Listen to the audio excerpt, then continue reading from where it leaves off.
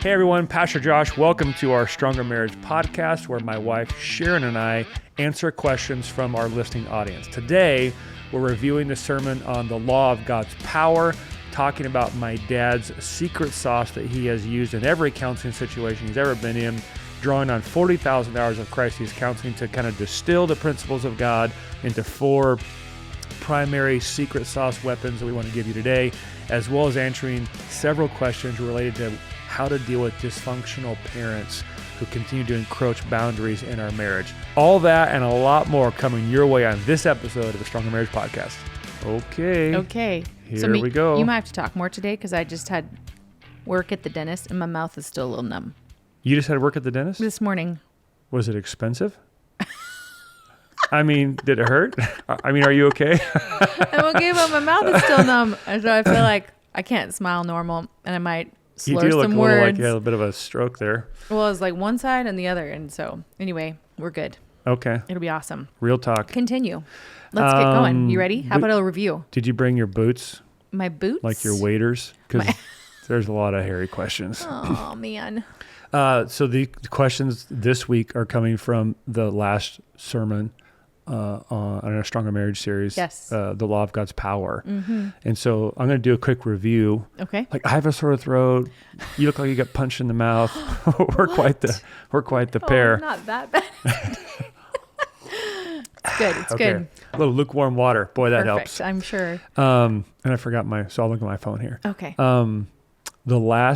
We've gotten so many wonderful questions from people, which, by the way, for all people listening, I think we've hit all 50 states, a bunch of countries around the world. Super grateful for those listening and honoring us with their questions. Very real, very personal questions. And sometimes we don't feel like we have good answers. We want to be biblical and helpful. And for those listening, we always pray over your questions before we start. So got a lot of questions to get today on forgiveness and addictions and generational curses and dysfunctional family members. And so we'll do our best to be helpful. Yeah. But before we dive in, I want to just lay the foundation of a review. Is that okay? Yes. For the sermon. No, it's good. Because I added a sermon to the series based on the questions that we were getting in relationship to the center of, and so we started with the law of preeminence, Christ over spouse, the law of priority, or the law of promise, I should say, hell or high water, we stay. Right. Hell of priority, I pursue you, and vice versa for our lifetime. The what of priority? The law of priority? There you go. What'd I say? What? Pretty sure you just said hell of priority. I didn't know. Yeah, because you said hell or high water. Oh, I did? And then you just moved that word right on over. Yeah. Okay. Yeah, I think it's the law of priority.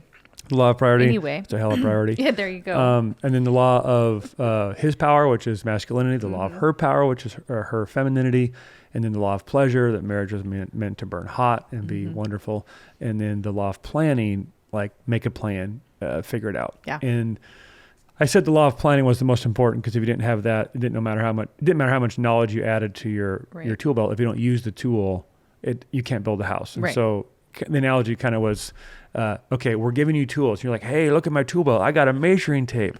I got a nail gun. I got a cat's paw. I got a hammer. I got a snap line, whatever it is. And it's like, yeah, but do you know how to use it? And are you using it? Because if you're trying to build a house and all you're using are your fingernails to dig a hole and not the shovel, well, it's going to go slow. Yeah. So I mixed like 3 analogies there. It all made sense. You made sense. So how do we get the tools off the tool belt into the hands of the builder? And that was, you got to have a plan. But then in reflection on the questions we're beginning, I was like, well, there's one more piece to it. You have to, along with the principles of God, and then you have to have the character of Christ. Yes. And that was kind of Dad's secret sauce. We talked about the 2 pedals on a bike that my dad's been riding for 50 years. The principles of God, which we've been talking about, all the laws, and then the character of Christ is how we apply the principles. So if you have a principle, let's say husband is head. Okay, great. That's a principle of God that we want to apply in our marriage. But then if I'm always applying it in the attitudes of the flesh, it's going to misfire. Yes. It's not going to work. And so I have to take the principle, which is husbands are to be head, and then I have to take the character of Christ, which is the fruit of the Spirit: love, joy, peace, patience, self-control, kindness, goodness, these things, and in the power of Christ, which is His Spirit. And I have to apply being a head with the power and attitudes of Christ. Yeah. And so if we disconnect, I want to be like Christ, but you can be head. Well, that misfires because Yes. now we're violating the principles. So you need both the principles of God as laid out in His Word, Yeah. and the virtues of Christ, which are His attitudes, His attributes, the fruits of the Spirit, which is His power. And so that led to a bit of a study on the power of God. And Paul talks about the power of God a lot at work within us. And so Yes. I think I ended the sermon with Ephesians 3:14. Yeah. For this reason, I kneel before the Father, from whom every family in heaven and earth derives its name. I pray that out of His glorious riches, He may strengthen you with power Yes. through the Spirit in your inner being, that Christ may dwell in your hearts through faith. And then 3 more times He mentions the words power there in that text. Power is a big deal. Yeah. And so here's the review of the sermon Yes. to set up the context for these questions. Yes. 9 alternatives to a stronger marriage is where we started. There's the stuck marriage, can't make any progress. Yep. The stale marriage, there's just no life. The sick marriage, meaning it just can't ever get healthy, like a house with mold in it we talked about. Right. And it was funny, after the service, the guy came up and said, literally, we've moved 4 times because our families always get sick because every house we've bought or built has mold in it. Yeah. And so we drove to Wenatchee today from out of state, I think. Out of I can't remember, state. out of state, to see if God might be calling us to move here. He's like, do you talk about mold a lot? And I was like, no. He's like, well, I was sitting there and going, oh my gosh, because I used the illustration I remember. sometimes your house has mold in it, that's why you're getting sick. Sometimes a marriage has a mold in it, and that's why you're always getting sick. That's Yeah. Anyways, I think they're going to move to Wenatchee. Awesome. I know. Crazy. Number 4, the shallow marriage. There's just no substance. A lot of busyness, a lot of production even, Yeah. but no roots. The stressed marriage, just the culture of the home is one of anxiety and pressure.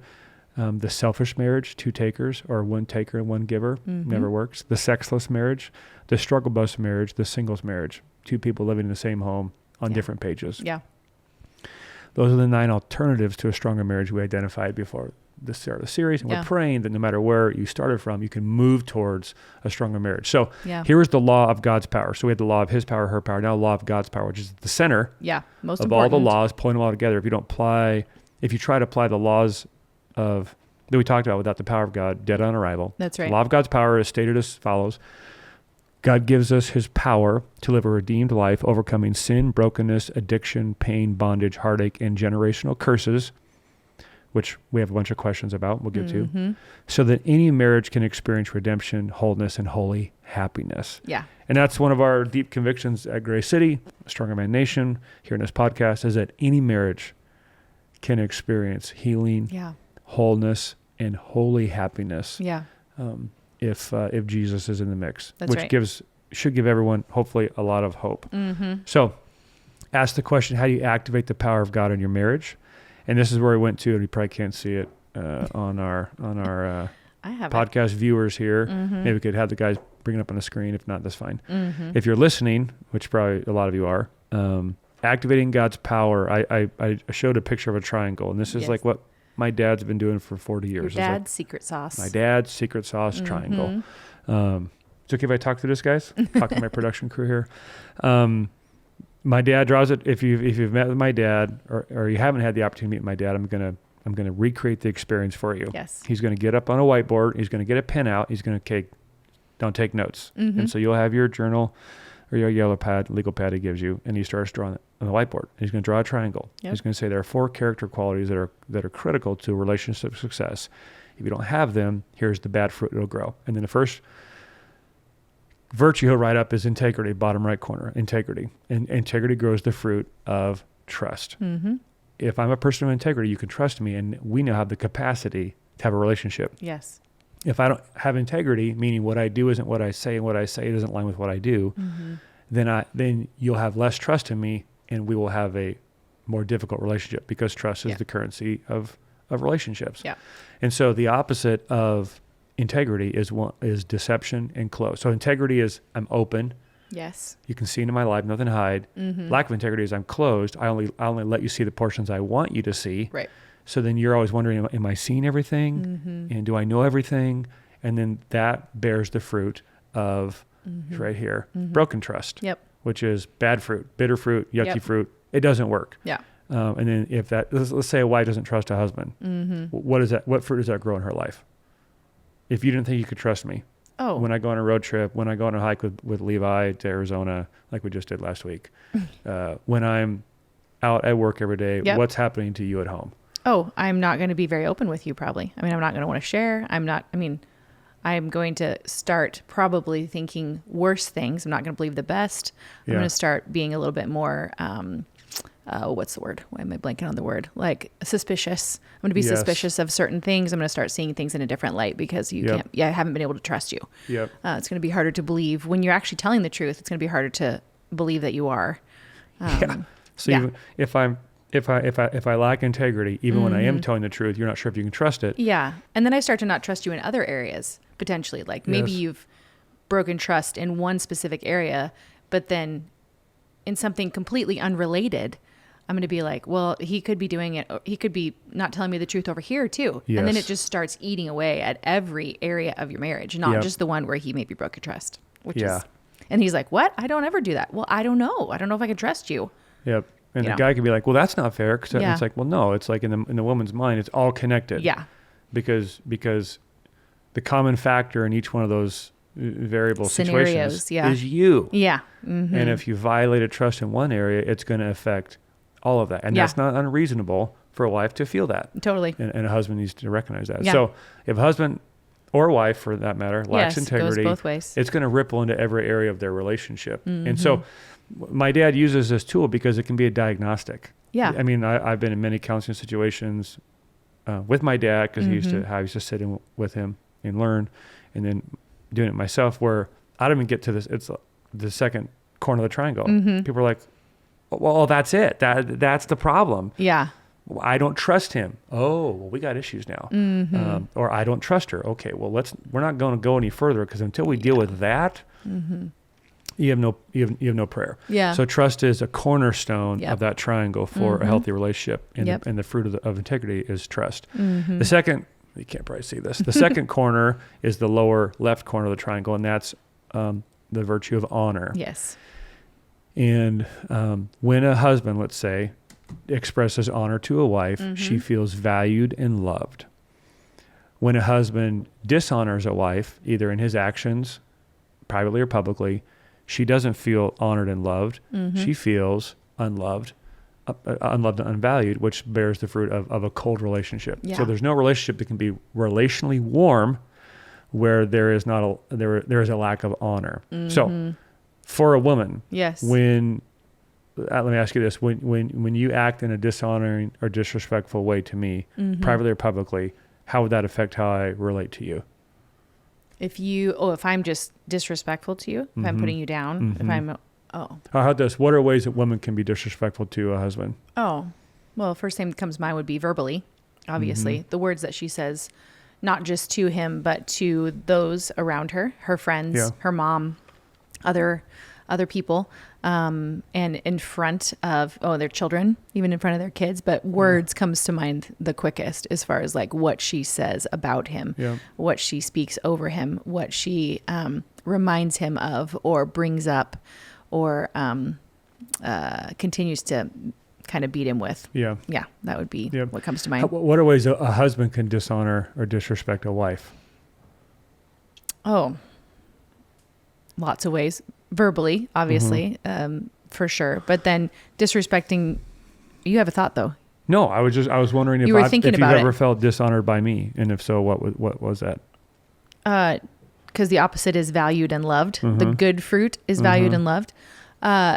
No, I think I have not felt that from you. I think I could have felt that if you, let's say, as a woman, if your husband isn't stepping in and protecting you, maybe Okay. from family members, or maybe from in a coworker situation, or Yeah. maybe in a friend situation. If my husband isn't willing to step in and help me navigate and figure out a solution to something, that would make me feel alone, Yeah. which would make me feel unloved. Yep. It would make me feel vulnerable, like, well, I got to figure this out myself because he Yes. says it's my problem. Yes. So that would be a huge one for me, because feeling valued and loved comes from you saying, nope, we're in this together. Let me help with this. Or doing my job. Yeah, doing your job. Protecting that protector part of you, I definitely provides a lot of feeling of honor. That's interesting, tying your sense of being valued to me doing my job for you. I hadn't thought of it that way. You doing your job. Yeah, your role, living that out. Yeah. So when I provide for you, does that make you feel valued and honored? Oh, yeah, absolutely. Mm-hmm. Yeah, absolutely. Because I recognize the heavy load that it is. So I'm like, you're willing to sacrifice. To me, it's a picture of sacrifice. You're willing to sacrifice to take care of me, to take care of our home, to take care of our children, to take care of our marriage. All of those things then make me feel honored. When you take care of yourself, when you take care of, the role of providing, when you take the role of protecting, all of those, I feel very, very loved. Did you feel love when I built you your farmhouse? I for sure. How long does that give me? It took you 22 months. So whatever equation, 1 year for formula. every month? Okay. No, I think about it every day when I walk around our house. Is just one of the tangible ways that you provided for sure. Good answer, babe. Thanks, love. So that's a big deal. Yep. Honor. So trust, integrity at the cornerstone, and then honor, a culture of honor, both in words and action. Yes. Which is a very helpful diagnosis. It's like our relationship is cold. Yeah. Do you trust him? Yeah. I trust him. He's a good guy. Yeah. Do you feel honored? No. Okay. Yeah. And this is a diagnosis of if a relationship is broken, it might be because of lack of trust. If a relationship is cold, it might be because there's lack of honor. Yeah. And then the top of the triangle was forgiveness. Yes. And this is what the sermon focused on most. The fruit of forgiveness is healing. The goal of forgiveness is restored relationship, Always. But the fruit is healing. And I think that's an important difference to make, a distinction to make, because a lot of the questions we're going to get to here in a moment, or maybe in the next podcast, depending on how long you talk in this review, forgiveness always brings healing. Yes. At least on the side of the equation of the one forgiving. That's right. It may not bring healing on both sides, and it may not bring reconciliation, restoration. Yeah. That's a different equation. Yeah, totally. But forgiveness never fails. So forgiveness is a promise of God. It's a principle of God. I should say it's a principle, in that He calls us to forgive. And when we demonstrate a forgiving attitude and a forgiving way of life, meaning you can't offend me and you can't hurt me. Right. And if I do get hurt, I'm gonna articulate that to you, and I'm gonna forgive you for it, and I'm gonna refuse to have your sin stick on me. Yeah. When that's the way of life, and again, it can be as small as hurtful words said. It can be as small as friends doing things that bug you. Right. Or your spouse, all the way up to the spouse committing very, very heinous and grievous sins. We're still required to forgive. Yeah. And so if you forgive someone else, it always brings healing, at least to you. That's right. But that's different than it bringing reconciliation and restoration, where there's restored trust and there's a reconciled relationship. And so I think sometimes misunderstanding those two pieces brings confusion. So when you forgive someone, when they've hurt you, it will always, true forgiveness will always bring healing into your life. Yes, that's what will grow. That's a fruit. Yes. It does not necessarily mean that there'll be restoration. That's the next step. Yeah. And so understanding that piece is that forgiveness, if you want to be a healed and whole person, you have to be a forgiving person. Yes. Because what unforgiveness does is, let's say you were hurt 10 years ago, and then you're reliving that moment in your mind. Right. Physiologically, your body's responding to that sin in a fight or flight pattern. I mean, hormonally, physiologically, chemically, your body's responding to it like it happened yesterday. Yeah. So it might have happened 10 years ago. Your body thinks it happened 10 minutes ago. Yes. And so now you're stuck in this very, very negative pattern, which is why unforgiving people are very unhealthy emotionally, relationally, physically. Physically, for sure. You're just wearing the body keeps score, as one book said. And so you're carrying that in your body. And so what forgiveness does is it initiates the healing process in your life. Right. And then whether or not it initiates healing in a relationship with the other person, that's a different equation. So that, I think that distinction can be helpful. So because that other person might not even still be living. Yeah. So there might not be a chance for reconciliation and restoration of a relationship. Yeah. But that is not the prerequisite for forgiveness. Yeah. It doesn't go in that order. Well, only if we're going to be able to reconcile, then I'll forgive. Yeah. No. No, that's good. So the fruit of unforgiveness was a critical and judgmental spirit. Or excuse me, the opposite of forgiveness. Opposite of it. Is a critical and judgmental spirit that breeds the fruit of contempt and bitterness. If you're a contemptuous person, just always just, yeah. If you're bitter, it's because you've probably been critical or judgmental and unforgiving. And then right at the center of the triangle, so bottom right of the triangle is integrity, which bears the fruit of trust. Left corner of the triangle foundation is honor, which brings about a sense of valued and loved in the relationship. Top is forgiveness, because we know that the one given in our relationship is I'm going to sin against you and you're going to sin against me. That's right. And so we don't have a mechanism to deal with that. We're already toast. Yeah. And then right at the center of the triangle is humility.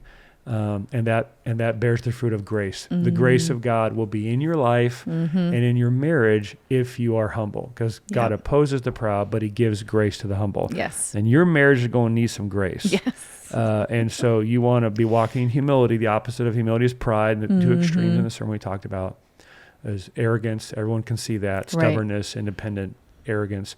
The other extreme of pride is self-pity. Yeah. And I can do both. I'm master's degree in both. And so to know that self-pity is the same, which is the whole victim culture right now. Yeah. The whole kind of Marxist culture where I'm a victim, you're a victim. Right. Let's see how many offenses I can stack on my side of the dance card compared to yours. And whoever has more offenses has more moral authority to be the greater victim and get the microphone and have a higher position of influence. And so, which is just so wild. Yeah. So the crazy thing is that the root of that self-pity is pride. Yeah. Which we're in the middle of a month celebrating that right now. Yes. Which is demonic kind. Yes. And gross. So the opposite of humility is pride, and the fruit of pride is manipulation and control. If someone's being prideful, it's because they want to manipulate and control you. So if they're being loud, arrogant, stubborn, I want my way, I'm not moving unless you submit, we're not playing ball. Yeah. The other way to go is self-pity. Woe is me. No one has it as bad as me, which is the way oftentimes men and women can sin equally both ways, but oftentimes the man can be the loud, brash, arrogant one, and the wife can be the more soft, self-pity one. Both are rooted in pride, and both are attempt to control and manipulate the other. Oh, yeah. Now, sometimes the wife is loud, brash, obnoxious, and the husband is the self-pity guy. Yeah. And both can do both. Yeah. But by and large, that's what the errors tend to kind of fall into. Yeah. And so the antidote to that is humility. God, would you grant me humility? And one of the ways you do that is you stop trying to control the outcome. If you're trying to control the outcome, that's pride, because you're not God, and you can't. And so oftentimes, even in the questions we get, it's an attempt to try to control the outcome of the other. And at some point in these very hard situations, you can't. Yeah. You can only control your response to God's principles and how you're living out his character, the character of his son, Jesus. Yeah. Any thoughts to that before we? No, I thought that was good. No, I hope people don't just like write it down and go, oh yeah, that was really good, and move on. Like you could spend a really long time. Well, my dad's been teaching it for 40 years, and it's still. I mean, you could take time on every corner, on every section of the triangle, on every positive fruit, on the negative fruit. I mean, take 1 week a month to focus on a different character quality, and then circle back. Yeah, every month. Because it's staggering. It's foundational. How much this will play into not just your marriage relationships. I don't care if you're married or not. Like how you relate to your siblings, how you relate to your children, how you relate to your coworkers, your neighbor. I mean, there's just it's amazing how helpful, I guess, this is. Having heard it now as long as I've known your dad, which is almost 25 years. Yep. It never gets old, and I bring it up often when I'm thinking about a problem or an issue or how to solve something or how I'm going about something. Yep. And there's always just that call back to, okay, let's start with humility. Well, it's funny, and a lot of times that helps right there. I always think when you humble yourself, things get so much better. Don't you think so? Yeah. No, but I like new things, so I tend to move on. Dad's like Johnny One Note, and I'm like, oh, here comes the triangle again. but it's so helpful. It's so and good. the point that you're making is it's kind of a bit of an irreducible minimum. Yes. Like there may be more things to relationship success and health, Sure, but there's not any less. Like you will not have a Yes. healthy marriage without integrity, Mm-hmm. and you will not have a stronger marriage without honor, and you will not have a stronger marriage with unforgiveness regularly cropping up, and That's there right. will be no stronger marriage without humility. yeah, And so like talk about like kind of baseline fundamental starting blocks and building blocks Mm-hmm. Yeah. for a stronger marriage that you don't necessarily ever move on from. yes, Now we don't maybe talk about these every day, but they've been so built into the DNA of our foundation, they're Yeah. functioning every day. yeah, And if we get hung up, we go back to them quickly. It's like, Yeah. okay, that was me, my bad. Yeah. I shouldn't have said that. That was dishonoring. I'm sorry. Yes. So I acknowledge I was dishonoring. Yeah. Kick up to forgiveness. And it all started because I humbled myself. yeah. And so it's got to be there working Yeah. together. Well, it's just crazy. I was thinking about the 9 alternatives of the stronger marriage that you talked about at the beginning. Yeah. What you said at the beginning of this series and all these things, the stale, the stuck, shallow, stressed, all of those. Yeah.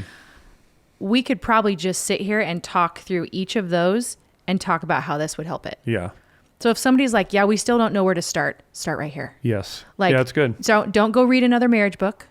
Don't go read another, another thing that's going to tell you all these rules and things that you Yeah. should try and do. It's like, Yeah. start here. That's good, Start babe. with your own heart and start with humility. That's actually one of the best places to start. Look Yeah. at your own heart. Have the Lord, Humble ask the yourself, Lord fool. to show you. Yes.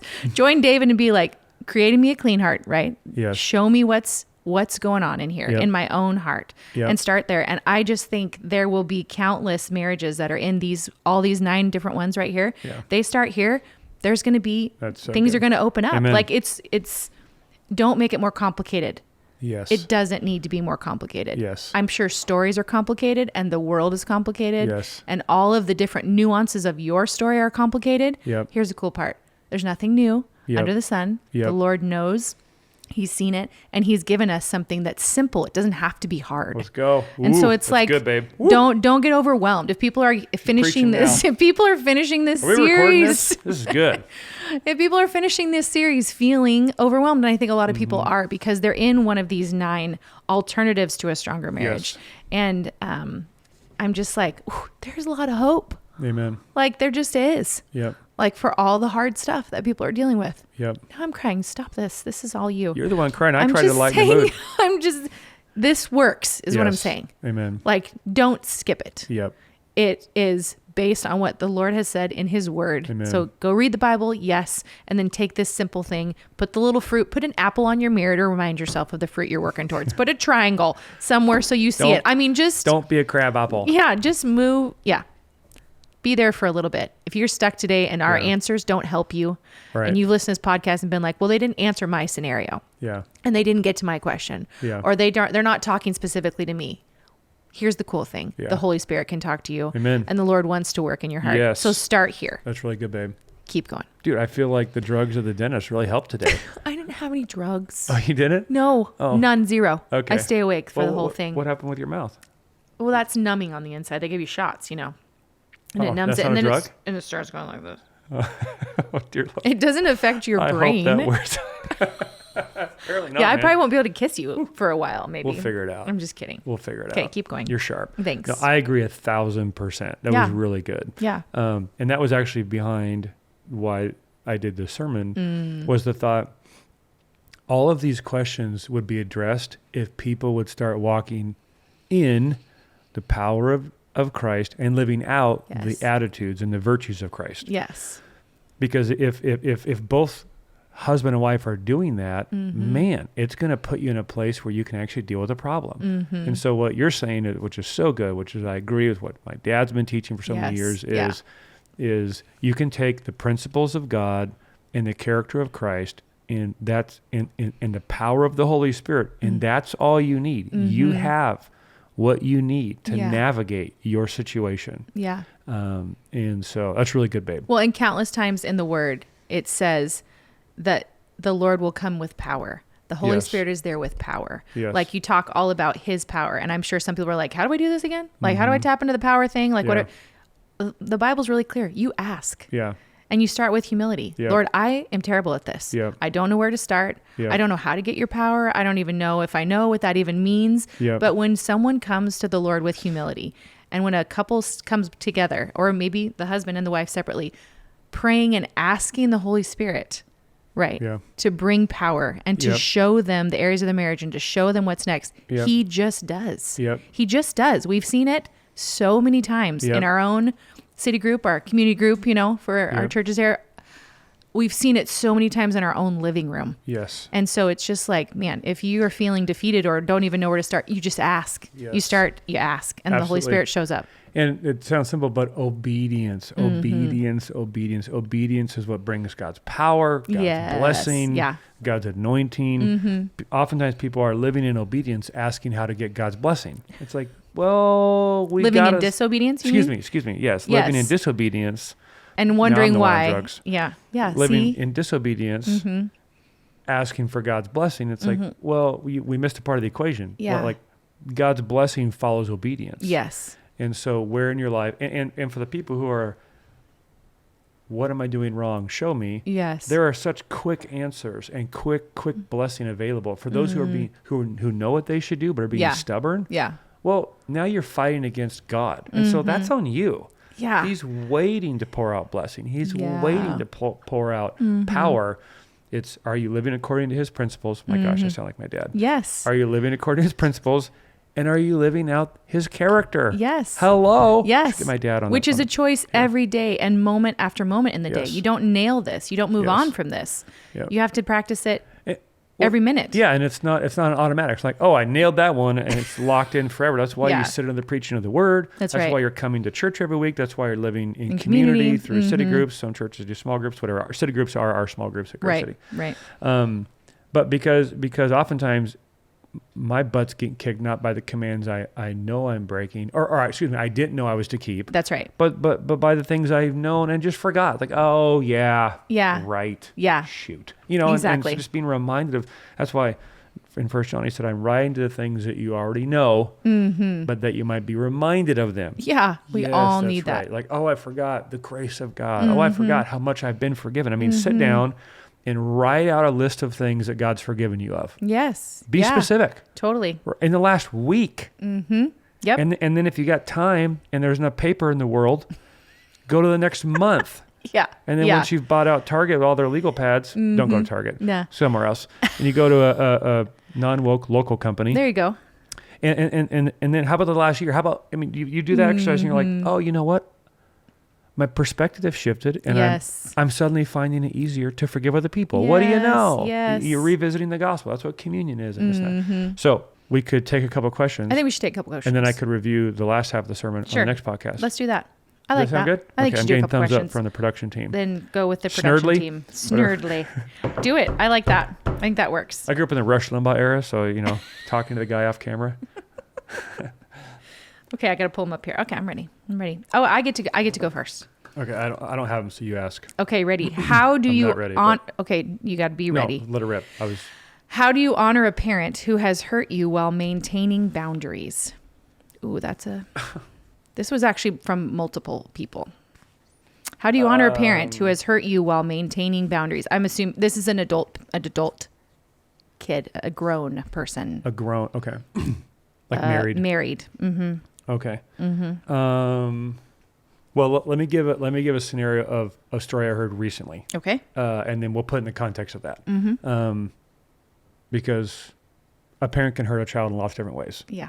When they're younger, when they're 5, 6, 7, when they're trying to differentiate and transition, and not letting them, and being controlling and manipulative. And when they're older. What's that? And when they're older. And heavy-handed. Yeah, and then when they're married. And so there's different ways that works itself out. So how do I honor a parent who has hurt me while maintaining boundaries? Well, first of all, just to set the principle, let's get in the principle. Obedience is different than honor. Obedience is not required from a child who is an adult. Obedience is required of a child who is a child in the home. And even then, that obedience is qualified under Christ. Right. So if the parent is asking a 10-year-old or 12-year-old to do something ungodly, unbiblical, then that child is not required to obey that. And that's a horrible, horrible thing for a parent to do. Right. But that's not the category we're in. So we're older kids, married, and the parents are continuing to be dysfunction. Just the first conviction I would hope you would have is that for the husband or the wife, the health of your family is paramount. Right. You have to have that conviction. It's paramount. So we're not going to allow their dysfunction to become our problem. Now, I mean, it still means you got to deal with it. But it's not going to, put it a different way. Their dysfunction might become your problem, but it doesn't have to become your dysfunction. There you go. You got to deal with it. Yes. And so if you don't have that conviction, what you'll do is you'll allow their dysfunction to become the generational curse that you then live with. And then that's on you. Yeah. And so grandpa was hurt as a child, or grandma's hurt as a child, and then she lives out of that place of fear or anxiety. Yeah. And then she went to church, so now she's quoting Bible verses in the family, and they think, oh, she's wonderful. Yeah. But they're using those Bible verses to manipulate or control the family and live from a place of fear. Yeah. Their sin is becoming your generational curse. You got to deal with that. Yeah. So you have to start with the conviction that we are responsible for our immediate family and our family's health. Yes. And the pressure can be hard and be awkward. No one wants to tell their mom to back off or their dad to, that's just brutal. Yeah. But if you don't have the root of conviction that says, you know what, their sin is their sin. And our family is our family, and we're not going to allow their sin to bleed into our family. Yeah. If you don't have that conviction, you'll invite their sin into your family, and now that's on you. Yeah. So I got a buddy, he's a pastor at another church, and good dude, leading his home well, has a couple kids, and unbelieving parents, and made the decision to allow his children to go with his unbelieving mom and his stepdad to another town. And in the middle of that trip, gets a call from one of his kids, hey, here's some things that have happened. I'm not feeling safe or comfortable right now. Middle of the night, boom, he's in the rig, he and his wife, they're on the road. Pick up their kids, and his mom trying to downplay, not a big deal, not a big deal. Stepdad's like, not a big deal. No, it's a huge deal. You were saying ungodly things, doing ungodly things. Yeah. Nothing sexual or perverted, but inappropriate for the children to be hearing, and made them feel uncomfortable. Yeah. And said, I am going to risk offending my parents because it's not worth me putting my kids in a place of vulnerability. Sure. So that's because that man had a deeper conviction of family health for his immediate family than he did keeping the peace with all the extended family. And that's the pressure you feel, like, well, I don't want to make mom feel bad, or this might make it feel awkward with the stepdad. So on the phone, hey, sweetheart, I'm sure he didn't mean all those bad words he said when he slammed the door in the hotel room and said all sorts of terrible things. It'll be okay. Just got it out. That's a terrible thing to say. Yeah, now, as a dad. As a dad. Yeah. Now, not only has their dysfunctions crept into your family, guess what? You just violated the trust of your daughter. Yeah. She's like, well, if that was the I choice. guess that was a wasted phone call. I called my dad to protect me, and he told me to stick it out. So now I'm stuck in a hotel room with an idiot. Yeah. It's like, no, he's like. Thankfully, that wasn't his response. Yeah, he's like, stay on the phone. I'll be there in an hour. You know what I mean? It makes a 3-hour drive in an hour. Right. And like rescues her. Now, that sinful situation that could have gone bad has become a situation where, because he responded as a protector, has now brought he and his children closer together because, hey, dad can be trusted. Yeah. Right? Yeah. Isn't that awesome? Huge. It's huge. So here's the principle. The categories of wise, foolish, evil. We treat people differently. We can't treat everyone the same. Love everybody. Well, okay. But love might look different based on those people's actions. Yeah. If they're trustworthy, you give them time, information, access, influence into your life and your family. If they're foolish, you give them boundaries, you give them consequences, you give them instructions. Yeah. If they're evil, you give them nothing. That's very important. So in this situation, I don't think necessarily that this man's parents, his mom and his stepdad, were evil. They didn't kidnap the kids with evil intention, wound them. Yeah. But they're foolish. Yeah. they're foolish. They're not believers. They don't have the Spirit of God. They're foolish. Yeah. And so what my friend did was give them consequences. Okay, we gave you an opportunity. You failed, so there's a consequence. My kids aren't staying with you again. Yeah. Okay, and we're going to give you boundaries. You're not going to be alone with our kids anymore. You can still be around our kids on timetables and parameters that we set, but you won't be alone with them. And you give them instruction. If you would like to work at earning our trust back, here's what we would need you to do. Yeah. Now, they've said we're not interested, and it wasn't that a big deal. It's like, okay, well, that tells us where you're at then. Yeah. It was a big deal. The Yes. kids were scared. Yes. They called us asking to come home. You admitted that you did these things, and they're trying to downplay it. That tells you a lot about where you're at. Yeah. As opposed to, you're right, we blew it. We are so sorry. Can we please ask the kids to forgive us? And what do we need to do to start earning back your trust? You call the shots. You set the parameters because we violated your trust. So we'll do whatever you want. That's a new ballgame. Yeah. Thank you for responding that way. That's humility. Yeah. Center of the triangle. Yeah. And you see that, then you're like, right? okay, yeah. So Yeah. don't be afraid to set boundaries. The whole honor part is interesting because it's how do you honor a parent while maintaining boundaries? I mean, I was just thinking about this one scenario specifically, and there's so many different ways this can play out, but it's like, obviously don't equate honor with obedience. And then I would say when you're an older parent, an older child engaging with your parents, it's like, honor doesn't mean doing what they want you to do all the time. Like honor doesn't mean, just being like, well, we're just going to go along with it because it's just mom and dad and they're going to die soon. And that's just what we're going to do. Yeah. That's not honor actually. Yeah. So I feel like honoring a parent is actually, living out what the Lord has called you to do. Yes. That's one of the best ways you can honor a parent is following Jesus.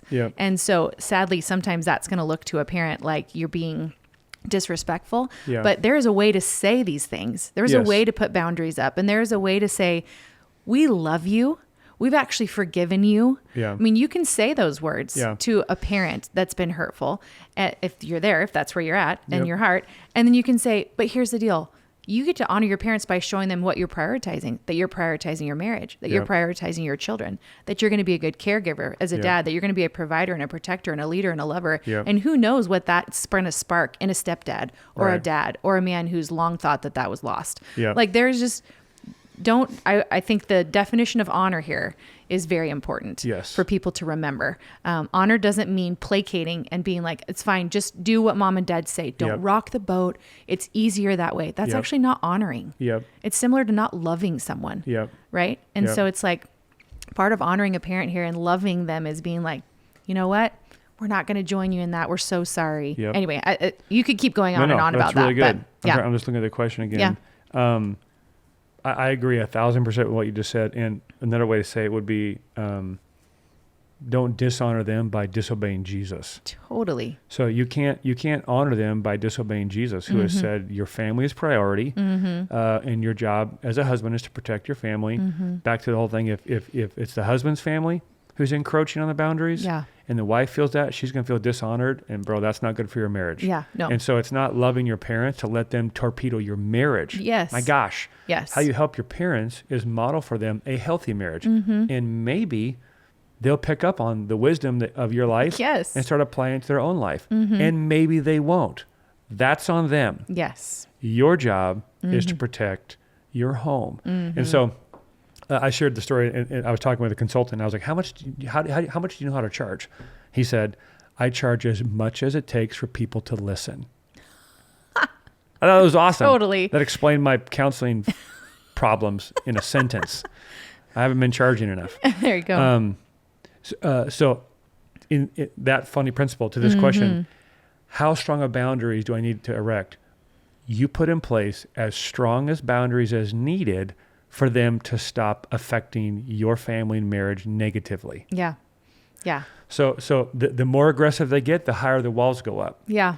So not that you're reacting to them, but we're not saying but like for instance, mom and dad are very involved in our life. Yes. They're very involved in our life because they're safe, they're trustworthy, and they do not encroach boundaries we put in place. That's true. and they regularly check in. How we doing? Yeah. You guys need some space. Yeah. And oftentimes we're the ones saying, hey, would you For come like, down we for haven't dinner? seen Come you on. in a while. And we're inviting them into our life. They're not forcing their way into our life. That's So right. now they've made a commitment to free some things up in their life so they can be involved as grandparents, and mom's helping with some things with the kids, and dad's doing things with the boys, and they want to be grandpa and grandma for the sake of the kingdom to invest in those kids' life. Yeah.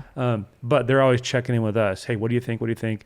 And we have never been made once to feel encroached upon, boundaries violated, because if so, it would be like, hey, we got to change the nature of this relationship now. Yeah. So our walls are very low. We still have walls in place between our families because it's healthy. Yes. And everyone honors that. But our walls would go up if they got more aggressive. Yes, that's good. And so, like, how do we honor parents who hurt you while maintaining boundaries? Forgive them. And then ensure the boundary is as high as it's needed to keep them on their side of the fence. Yeah. Because if they're allowed to come onto your side of the fence, that's everyone loses. They're losing, and you're losing. The only prayer they have for getting healthy is for you to keep them on their side of the fence. Yeah. And then the third piece I might add is articulate what you're doing to them. Yes. Like you said, Yeah. be godly, be loving, but articulate Be clear. why you're doing it and how they could help you.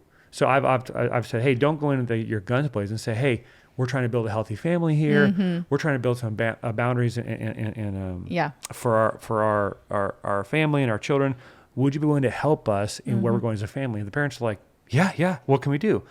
Then you give them positive things to do. Right. And if they follow that, awesome, you're on the same page. If you're like, hey, well, it would really help us if you could do X, Y, Z. Would that be something you're willing to do? We'd love it. Awesome. Now you're on the same page. If they're like, no, we want to do this. You're like, okay, well, we can't do that. And so that's no problem. Yeah. And if they try to force their way into your family, then the fence starts going up higher and higher. Yeah, I know. That's good. So forgive them, articulate clear boundaries for them and you, and then ask them for any clarifying questions. Is there anything we're doing that's confusing, or do you understand why we're doing this? And then ensure that those boundaries don't get violated. Because if they do, and you don't do anything, now you're going to have trust issues with your spouse. Yeah. Well, and a quick reminder that once you decide on this, because this would be you and your husband or you and your wife deciding this together. Once you decide on it, remember what is helpful about agreements. Yes. So make an agreement about this. That's good. This is an area where we have agreements about this. This is an area where we talk through and discuss this. And once you decide on a boundary that needs to be put on your parents or his parents or whoever it might be, don't renege. Yeah. Don't be like, I feel bad, and I'll just call her on the side. Mom, I'm so sorry. That will absolutely undermine everything you are trying to do in your marriage. And then you're going to be like, wait, why isn't this working? Because you have absolutely broken the unity of your marriage first. That's good. And it's not going to work. Yep. And so just an encouragement, like if this is what you're in the middle of, get on the same page as a couple. Yep. Make sure you are both clear. Yep. This is what we agree on. Yep. This is what I think would be best. And that might take some discussion. And it's going to be hard probably because it could hurt some feelings. Yep. And both husband and wife need to be on the same page. That's good, And they babe. need to be willing to stick it with it. Yep. And say, stick it with it. Stick it with it. Let's stick with it. And don't be wimping out. Yeah. Once you two That's decide really what good. you're going to do. Yep. And that's the only way it's going to work. And I would add in there too is like, hey, seek some godly counsel. Oh, for sure. Because we've seen young couples get butt hurt over stuff. It's like, That's a terrible word. Can we just move on from that? Seeing think it's a people great been word. hurt. I like that better. Anyway, continue. Next. yeah, couples can be unnecessarily offended. Thank you. By parents who are trying to help. Yes. And so we've told young couples like, hey, like take a deep breath here. Like Yeah. they're doing a great job. Yeah. And maybe clarify something, that miscommunication. Yes. This isn't like, razor wire and Yes. gun towers. Like That's take a good. deep breath, calm down. Because it's not like, we're our own family. Halt, like stop calling. It's like, no, they're trying to help and you need help. And so Yes. receive that. So there's that. Yes. So get counsel to make sure you're not overreacting. But if it's a continued, persistent violation and offense that's causing confusion, disunity, and pain, then deal with it and go in gently. You don't have to go in at a 10. Yes. You go in at a 2. If they come back on an 8, get up to a 6 and invite them down to a 6. Yeah. If they go to a 9, okay, you got to kind of move with them. Yeah. So they're not, overriding your defense. But I guess to add to the full counsel is we're assuming extreme situations here that have been going on for a long time. Yeah. So that's where the extreme counsel. Yeah. If it's a young couple or it's a first time offense, my gosh, love covers a multitude of sins. Be gracious. Nobody gets it right. Yes. Work it out. Have a conversation. Be godly.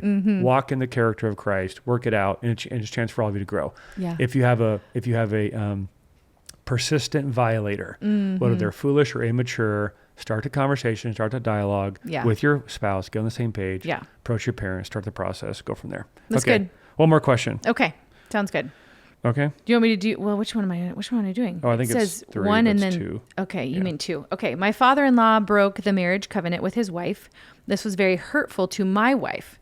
He has since sought reconciliation with his daughter, my wife, but we do not feel his repentance is genuine. Okay. How do we set up boundaries? Ooh, this is a little similar. How do we set up boundaries that protect us? Her dad has tried to intervene in unhelpful ways. Now he's spreading stories to manipulate the story to make us look like we're the bad guys. We're just trying to do what's right. Yeah. So a little similar on the tales of boundaries there. Okay. Well, depending on how aggressive he's being, you have to kind of, I don't want to say match that aggression, but oh, what a clown. We see this all the time. Yeah. So your job isn't to correct the public narrative with every person he talks to. That's impossible. Right. I mean, we've had families like their family members get on Facebook. Yeah. And start Facebooking lies about them. Yeah. And then people are like, is it true that you're, and it's like, oh my goodness. When they're at that point, they've moved from foolish to evil. Yeah, for sure. And so at that point, like it's kind of like I tell business owners who are having a hard time fire somebody, I say, did you have clear expectations? Yes. Did you have a clear job description? Yes. Did you have clear scorecards to show them where they weren't doing their job description? Yes. Did you give them time to correct? Yes. Okay. Then you didn't fire them. They fired themselves. Yeah. If you have an employee that you're not happy with, but there was no clear job description, no clear expectation, no scorecard, and no chance to circle back around and do performance reviews, that's not their fault. That's your fault. Yeah. Okay. Yeah. And so you got to. So if boundaries have been clarified, if communication has been established, if these things have happened, and they're still going on Facebook or telling stories, like this sounds extreme. We've seen it happen many times. Yeah. Then at that point, they're firing themselves. From the relationship. Yeah. Like, okay. They don't want reconciliation. They want control through manipulation. Yeah. Which means they're evil, and they're not safe to be in relationship with. And so. Let's look at the question here. Yeah, let's read it again. So the dad committed adultery, hurt his daughter. He's trying to seek reconciliation, but they don't feel like repentance is genuine. I'm always very cautious to have someone, how do I say this? I don't think we should be the ones to judge someone's repentance in the moment. Yes. But we can watch to see if the fruit of their action is bearing fruit in line with repentance. That's right. Right? Yeah. Because it's like, if it's like, I don't think you mean it. Well, now you're saying you're judging the motives of somebody's heart. Yeah. But if like he said he asked for forgiveness, but then has continued to act in such a way that is not in line with that, okay, now you're inspecting fruit, not impugning motives. Well, he's intervening in unhelpful ways. He's spreading untruthful things. So that fruit right there is like... Well, it's like, here's the deal. It's like, bro, you went and screwed someone who wasn't your wife. Yeah. And that impacted your daughter. And now you've come back and quote unquote asked her for forgiveness. And it's taken her a minute to process through it. And you're going to push her and pressure her. Bro, you started this ball. You started this mess rolling down the hill. Yeah. Your posture, if it's one of humility and true reconciliation, is to say, hey, I screwed this up. Yeah. I am so sorry. It's embarrassing. Yeah. It's frustrating. Yeah. It's disintegrating. I mean, I have just wanted to, but by God's grace, he's forgiven me. I've asked your mom to forgive me. I'm asking you to forgive me. And I am up for whatever it looks like, reconciliation looks like on your timetable. Yeah. That's a heart of humility. Yeah. If a dad's pushing a daughter, hey, forgive me. Hey, let me back in your life. Yeah. Whoa, bro. Yeah. Whoa. And it's not the daughter's job to set those boundaries. The husband steps in and go, hey, Jack. Yeah. Appreciate the words here. You hurt my wife, and we're going to take a while to process that. Glad you're right with God. Glad you're right with your wife. Keep on that road. Stay on that road. Yeah, he's got plenty to work on. Oh, that's a good word. You know what I mean? You got a lot to work on. Yeah. So Yep. get to work. It's good. We're going to be praying for you. Yep. And we're going to be working We're on gonna do a stuff little over work here. here. Yeah. Absolutely. Mm-hmm. But if the dad's pushing, it's like, well, that tells you where he's at. Mm-hmm. And so you can forgive him. Yeah. But you don't have to let him into your life. Yeah. And that's where I would have the husband say, Yeah. hey, bro, Yeah. appreciate what you've said. Here's why my wife isn't trusting you. She sees these actions. She hears that you've said these things to these people about her and about us that aren't true. Yeah. Bring it up. That makes us think that you're not trustworthy. Yeah. Shocking. Shocker. And so sorry about that, but Yeah. here's what we would need from you. And if you're not willing to do that, totally fine. But I That's think good. my wife needs some time. My wife needs to see you bearing the fruit of repentance in your marriage. My Yes. wife needs to hear her mom say, Dad's different. He's changed. He's That's changed. Right. Yeah. And bro, that'll go a long way. So why don't you leave? Like we're good. Yeah. I've got your daughter who's now my wife. I'm the man in her life, not you. Yeah. I mean, my gosh, I've heard stories of father-in-laws telling a son-in-law to his face with his daughter there Yeah. that the safest place for the world in her is by my side. Save a place in the world. Yeah. Or in the son is to say, wrong.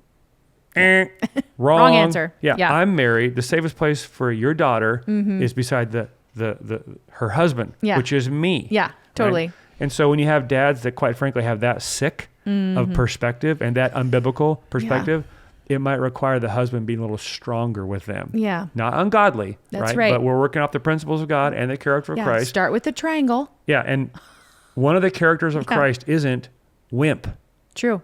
and isn't squish and isn't coward. I love that Jesus is strong. Squish. That's a good Jesus word. has backbone. Jesus has courage. And Jesus is unwilling to compromise the truth in the face of trial. Yeah, it's good. So, hey, dude, what will help? I think what will help your daughter, who's my wife, more than anything, is to hear her mom say how you're a changed man. There you go. So why don't you go back and work on your marriage Yeah. for as long as it takes for your wife to love you and trust you again, and that's going to move the heart of your daughter. And we'll revisit this in 6 months. Totally. And we're praying for you. Yeah.